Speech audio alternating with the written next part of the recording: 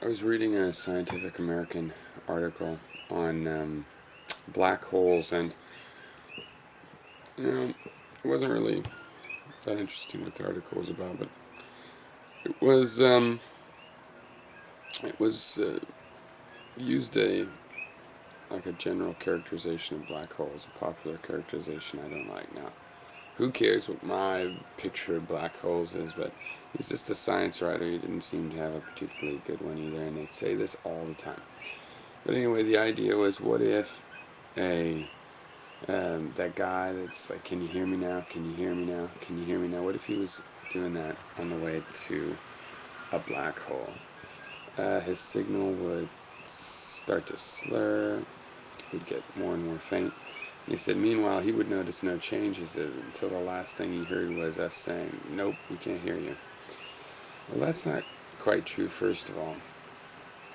But then he said, then until you fall beneath the event horizon and you're torn apart by tidal forces. Okay, first of all, no, you would also hear something change in the transmission. It would become, what, I guess, higher power, faster. I don't know, somebody can solve the general relativity there.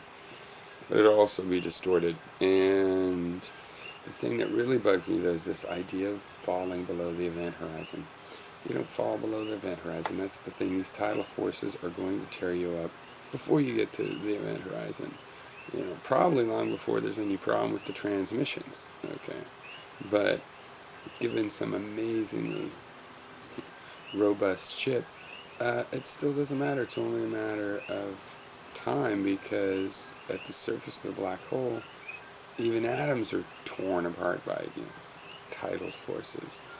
I don't see matter as falling to the center of a black hole. I see it as falling to the surface, and that the surface itself is like a plasma of material torn up into energy that can't escape from that from